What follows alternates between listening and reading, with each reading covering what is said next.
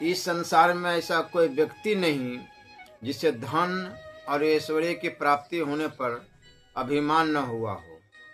कोई भी विषय भोगों में लिप्त व्यक्ति ऐसा नहीं हुआ जिसे कष्ट न भोगने पड़े हो। संसार में ऐसा कौन सा व्यक्ति है जो सुंदर स्त्रियों के बस में न हुआ हो। मांगने वाले व्यक्ति को कब सम्मान मिला है, और कौन व्यक्ति ऐसा है जो दुष्ट लोगों के चक्कर में फंसकर कुशलतापूर्वक संसार में रह सकता है। संसार में ऐसे व्यक्ति बहुत कम होते हैं जो धनवान होने पर भी अभिमान रहित और नम्र बने रहते हैं। संसार में ऐसा कोई व्यक्ति नहीं है जो विषय भोगों में लिप्त होने के बाद कष्टों में न फंसा हो, और संसार में ऐसे व्यक्तियों का भी अभाव है जो स्त्रियों के मोह जाल में न फंसे हो। जो सदा याचना करता है उसे सम्मान कैसे मिल सकता है। आज तक न तो सोने के मृग की रचना हुई है और न ही किसी ने सोने का मृग देखा है। फिर भी श्री रामचंद्र जी स्वर्ण मृग को पकड़ने के लिए उतावले हो गए। यह बात ठीक ही है कि जब मनुष्य के बुरे दिन आते हैं तो उसकी बुद्धि उल्टी बातें सोचने लगती है। मनुष्य अपने अच्छे गुणों के कारण ही श्रेष्ठता को प्राप्त होता है, ऊंचे आसन पर बैठने के कारण नहीं। सभी स्थानों पर मनुष्य का आदर सत्कार उसके गुणों के कारण ही होता है। गुणहीन मनुष्य के पास यदि धन के भंडार भी हो तो भी उसका सम्मान नहीं होता। बहुत थोड़े से प्रकाश वाला परंतु दाग धब्बों से रहित दूज का चांद जिस प्रकार पूजा जाता है अथवा शुभ समझा जाता है, पूर्णिमा के चंद्रमा को वैसा सम्मान प्राप्त नहीं होता। इसका भाव यह कि मनुष्य का आदर सत्कार उसके गुणों का कारण होता है। लकीर के समान होता है, उसमें कोई दाग धब्बा नहीं होता, इसलिए वह पूरे चांद की अपेक्षा अधिक सुंदर दिखाया जाता है। भगवान शिव ने इसलिए तो उसे अपने शिरोभाग में स्थान दिया। जिस मनुष्य के गुणों की तारीफ दूसरे लोग करते हैं वह गुणों से रहित होने पर भी गुणी मान लिया जाता है, परंतु यदि इंद्र भी अपने मुख से अपनी प्रशंसा करे तो उन्हें छोटा ही माना जाता है। गुणी वह होता है जो अपने से ज्यादा गुणवान की ओर देखे, इसलिए वह स्वयं को गुण रहित मानता है। जबकि गुणहीन व्यक्ति अपनी कमियों को छिपाने के लिए अपने मुंह मियाँ मीठ बनता है। जिस प्रकार सोने के आभूषण में जड़ा हुआ रत्न और भी सुंदर दिखाई देता है, उसी प्रकार व्यक्ति को भी चाहिए कि विवेक पूर्वक अपने में गुणों का विकास करके अपने व्यक्तित्व को और भी अधिक सुंदर बनाए और सदैव गुणों को ग्रहण करे। गुणों के सर्वज्ञ परमात्मा के समान होने पर भी निराश्रित व्यक्ति दुखी रहता है। जैसे अत्यंत मूल्यवान हीरा भी सोने में जड़े जाने की आशा करता है, उसी प्रकार गुणी मनुष्य को भी किसी की सहारे की अपेक्षा रहती है। अर्थात गुणी व्यक्ति भी आरसे के लिए समाज में वह सम्मान प्राप्त नहीं कर पाता जिसकी उसको अपेक्षा होती है। जो धन दूसरों को हानि और पीड़ा पहुंचाकर धर्म विरुद्ध कार्य करके शत्रु के सामने गिरा कर प्राप्त होता हो, वह धन मुझे नहीं चाहिए, ऐसा धन मेरे पास न आए तो अच्छा है। मनुष्य को ऐसे धन की कामना नहीं करनी चाहिए जो दूसरों को हानि पहुंचाकर एकत्रित किया जाए, धर्म विरुद्ध कार्य करके और शत्रु के सामने गिड़गिड़ाने से प्राप्त किया हुआ धन अकल्याणकारी ही माना जाता है, अपमान देने वाला होता है। मनुष्य को ऐसा धन प्राप्त करने की चेष्टा नहीं करनी चाहिए, उसे सदैव परिश्रम और अच्छे उपायों से ही धन का संग्रह करना चाहिए। शुभ धन ही शुभ तत्व देता है। ऐसे धन का भी कोई लाभ नहीं जो कुल वधु के समान केवल एक ही मनुष्य के लिए उपयोग की वस्तु हो। धन संपत्ति तो वही श्रेष्ठ है जिसका लाभ राह चलते लोग भी उठाते हैं, अर्थात धन संपत्ति वही श्रेष्ठ है जो वेश्या के समान अन्य लोगों को भी काम आती है। इस श्लोक का भाव यह है कि उत्तम धन वही है जो परोपकार के काम में लगाया जाता है। जिस धन को कोई एक व्यक्ति समेट कर बैठ जाता है, न तो उसे उपयोगी माना जाता है और न ही उससे किसी का लाभ होता है। समाज कल्याण के उपयोग में लाया गया धन ही श्रेष्ठ धन है। धन की गति रुकनी नहीं चाहिए। इस संसार में कोई भी प्राणी ऐसा नहीं है जो धन का विभिन्न प्रकार से उपभोग करने पर तृप्त हुआ हो। इस धन का उपभोग इस जीवन के कार्यों, स्त्रियों के सेवन और विभिन्न प्रकार के भोजन आदि पर करने से भी मनुष्य अतृप्त रहेगा और अतृप्त रहते हुए ही इस संसार से चला जाएगा। अर्थात धन को किसी भी प्रकार से उपयोग में लाया जाए, मनुष्य तृप्त नहीं होता। सामान्य धारणा से विपरीत यह श्लोक सत्य की ओर संकेत करता है। धन से संतुष्टि मिलेगी ऐसा माना जाता है, लेकिन यह सत्य नहीं है। चाहो तो देख लो। हाँ, यदि धन संतुष्टि देगा तो केवल परोपकार में लगाकर ऐसा धन मनुष्य को संतोष और तृप्ति दोनों प्रदान करता है।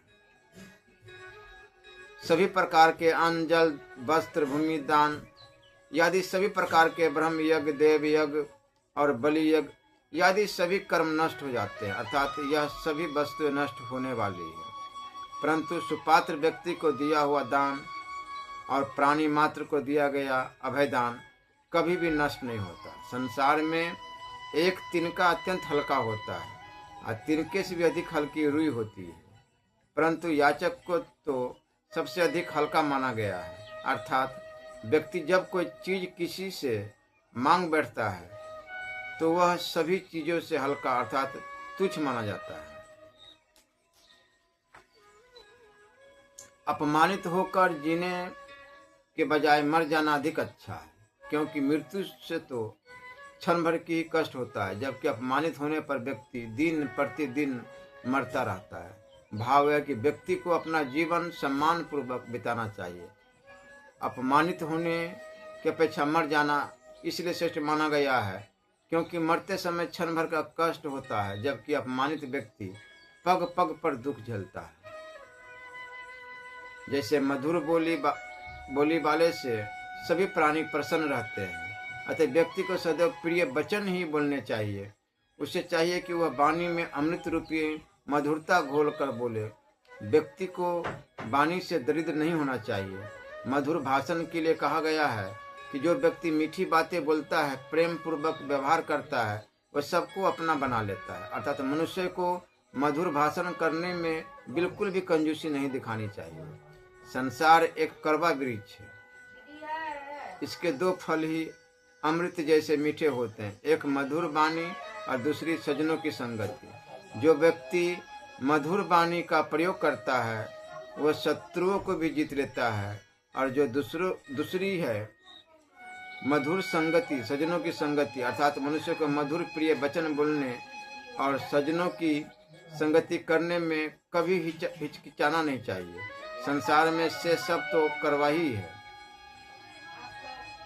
अनेक जन्मों में मनुष्य ने दान, अध्ययन, तप आदि जिन बातों का अभ्यास किया, उसी अभ्यास के कारण वह बार बार उन्हें दोहराया करता है।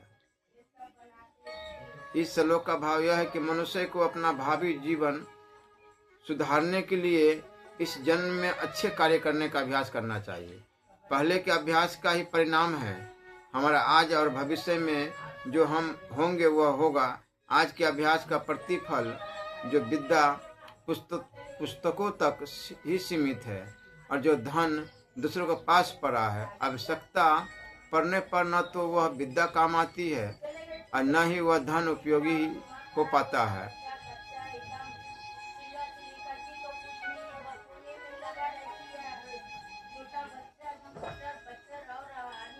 व्यक्ति के जन्म लेने के निरर्थक बताते हुए जिसने इस संसार में आकर न तो संसार के किसी सुख का उपभोग किया है और न प्रभु की प्राप्ति के लिए कोई यत्न किया है। विशेष रूप से वेश्याओं के संबंध में अनेक स्थान पर इस बात पर जोर दिया गया है कि उनका किसी व्यक्ति विशेष से प्रेम नहीं होता, उनका प्रेम केवल व्यक्ति के धन से होता है। परंतु जो व्यक्ति हमेशा यह समझते हैं कि वेश्या उनसे प्रेम करती है, वे मूर्ख है। और उसी बहकावे में वे कठपुतली के समान उसके इशारे पर नाचते रहते हैं। मनुष्य के स्वभाव के संबंध में कहना है कि अधिकांश व्यक्ति धन, संपत्ति और सांसारिक सुख प्राप्त करने के लिए अभिमान करने लगते हैं। जो व्यक्ति इंद्रिय भोग की तृप्ति में लगा रहता है उसके कष्ट कभी समाप्त नहीं होते। और यदि स्त्रियां चाहे तो बड़े से बड़े तपस्वी व्यक्ति को तप को खंडित कर सकती है। इसी प्रकार जो व्यक्ति सदैव हाथ पसार कर मांगता रहता है उसका कभी सम्मान नहीं हो सकता। और जो एक बार दुष्ट व्यक्ति के संपर्क में आ जाता है उसका जीवन भी सुखी नहीं हो सकता। मर्यादा पुरुषोत्तम श्री राम का उदाहरण है कि जब व्यक्ति के विनाश का समय आता है तो उसकी बुद्धि ठीक से काम नहीं करती, वह भ्रमित हो जाता है। जिस प्रकार श्री राम सोने के मृग को पकड़ने के लिए उसके पीछे भागे, जबकि सभी जानते हैं कि सोने का मृग नहीं होता। श्री राम भी इस सत्य को भली भांति जानते थे, फिर भी स्वर्ण मृग के पीछे भागे। मनुष्य की श्रेष्ठता किसी ऊंचे पद पर बैठने के कारण नहीं होता, वरन उसके गुणों के कारण होती है। यदि व्यक्ति में कोई गुण नहीं है तो अत्यंत धनी होने पर भी उसका सम्मान नहीं होता। मनुष्य के गुणों के संबंध में एक और महत्वपूर्ण बात कही गई है। उनका कहना है कि गुणी वस्तु उसी को समझना चाहिए जिसके गुणों की प्रशंसा दूसरे लोग करते हो। अपनी स्वयं प्रशंसा करने से मनुष्य बड़ा नहीं बनता। गुणों के संबंध में यह बात और भी महत्व रखती है कि यदि ज्ञानवान व्यक्ति गुणी है तो उसके गुण उसी प्रकार विकसित हो जाते हैं जैसे सोने के आभूषण में जरा हुआ रत्न। परंतु उनका यह भी मानना है कि गुणवान व्यक्ति सर्वदा अकेला रहता है, उसे दुख भी उठाने पड़ सकते हैं। धन संग्रह करना आचार्य की दृष्टि में बुरा काम नहीं है, परंतु दूसरों को दुखी करके और अधर्माचरण से अथवा अपनी दीनता दिखाकर धन इकट्ठा करना उचित नहीं है। धन का लाभ तभी है जब उसका ठीक से उपयोग किया जाए। धन एक ऐसी वस्तु है जिसकी कामना व्यक्ति हर समय करता रहता है। धन के संबंध में उसकी इच्छा कभी पूर्ण नहीं होती। धन का सही उपयोग यही है कि उसे परोपकार में लगाया जाए। धन के ही संबंध में आगे चलकर और महत्वपूर्ण बात कहते हैं कि संसार में तिनका एक अत्यंत हल्की वस्तु है, परंतु तिनके से भी रुई अधिक हल्की होती है। रुई से भी हल्का दूसरों से धन की याचना करने वाला व्यक्ति होता है।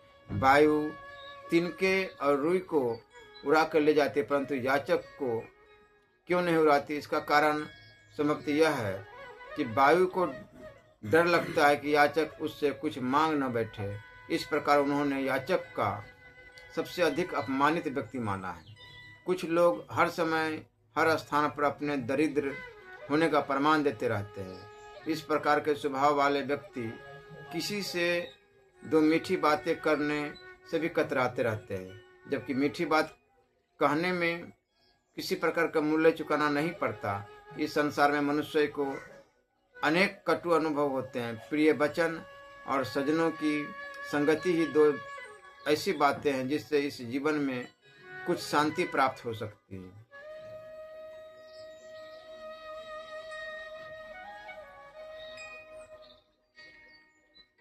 विद्या मनुष्य के कंठ में रहनी चाहिए। पुस्तकों में लिखी विद्या से काम नहीं चलता। इस प्रकार वह धन भी काम नहीं आता जो दूसरों के पास होता है।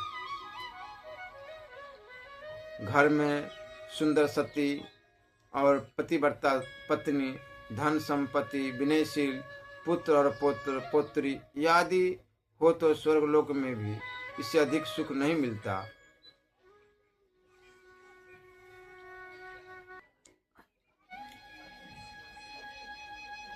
सांप का विष उसके दांत में होता है, मक्खी का विष उसके सिर में रहता है, बिच्छू का विष उसकी पूंछ में होता है। अर्थात इन सभी विषैले प्राणियों के एक एक अंग में ही विष होता है, लेकिन दुर्जन मनुष्य के सभी अंग विष से भरे होते हैं।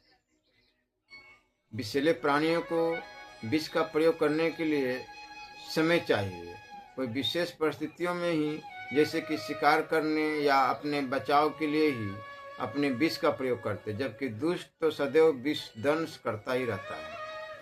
पति की आज्ञा के बिना जो स्त्री उपवास रूपी व्रत करती है वह अपने पति की आयु को कम करने वाली होती है। वह स्त्री नरक में जाती है, उसे महान कष्ट भोगने पड़ते हैं। स्त्री के अनेक प्रकार के दान करने से शुद्ध नहीं होती, अर्थात मोक्ष प्राप्ति नहीं कर सकती। सैकड़ों उपवास करने से भी वह शुद्ध नहीं होती। अनेक तीर्थों की यात्रा करने के बाद भी वह शुद्ध नहीं होती। वह तो केवल पति चरणों की सेवा से ही शुद्ध हो सकती है, अर्थात मोक्ष प्राप्त कर सकती है। स्त्री का सबसे प्रथम कर्तव्य अपने पति की सेवा है। जो स्त्री अपने पति की सेवा न करती हो तथा अन्य धार्मिक कार्य में अपना समय बिताने का प्रयत्न करती हो, उसे कोई विशेष लाभ नहीं होता। उसका सर्वप्रथम कर्तव्य पति की सेवा करना है, उसी से उसे मोक्ष मिलता है। परोक्ष रूप से संदेश यह है कि स्त्री पहले अपने पारिवारिक कर्तव्यों का निर्वाह करे, सेवा ही उसकी मुक्ति का साधन है। जैसे हाथ की शोभा कंगन पहनने से नहीं वरन दान आदि देने से होता है, शरीर की शुद्धि स्नान करने से होती है, चंदन लगाने से नहीं, मनुष्य की तृप्ति आदर सम्मान से होती है, भोजन से नहीं, और मनुष्य को मोक्ष ज्ञान से होता है, चंदन आदि के तिलक लगाने से नहीं होता। यहाँ पर बाहरी साधनों की निरर्थकता का बतलाते हुए आंतरिक श्रेष्ठता और संतुष्टि पर जोर दिया है। ब्रह्म साधनों को ही असल मान लेना मनुष्य की सबसे बड़ी भूल है। यह भूल अक्सर लोग करते ही रहते हैं। जैसे कुंदरू खाने से तत्काल मनुष्य की बुद्धि नष्ट होती है, वच खाने से तत्काल बुद्धि बढ़ती है। नारी शीघ्र ही शक्ति का हरण करती है और दूध पीने से उसी क्षण बल प्राप्त होता है। जिन सज्जन लोगों के दिल में दूसरों का उपकार करने की भावना जागृत रहती है, उनकी विपत्तियां नष्ट हो जाती है और पग पग पर उन्हें धन संपत्ति की प्राप्ति होती रहती है। भोजन करना, नींद लेना, भयभीत होना और मैथुन अर्थात संतान की उत्पत्ति करना, ये सब बातें मनुष्य और पशु में एक जैसी होती है। मनुष्य में पशुओं की अपेक्षा धर्म ही ऐसी विशेष वस्तु है जो उनसे अधिक होती है। यदि मनुष्य में धर्म न हो तो वह पशु के समान ही माना गया है।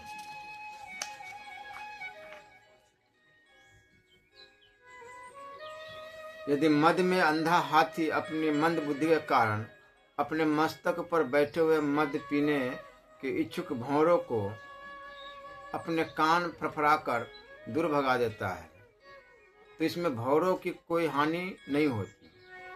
वे जाकर हिले हुए कमलों पर जा बैठते हैं, उन्हें वहां से रस मिल जाता है, परंतु ऐसा करने से हाथी के गणस्थल की शोभा नष्ट हो जाती है। कहने का तात्पर्य है कि कुछ मांगने आए हुए याचक को लौटाने से याचक की हानि नहीं होती, अपितु दाता की हानि होती है। याचक को निराश नहीं लौटाना चाहिए, उसका सम्मान करके उसको दान दक्षिणा दे, ताकि वह लोगों के सामने दाता के गुणों का बखान करे।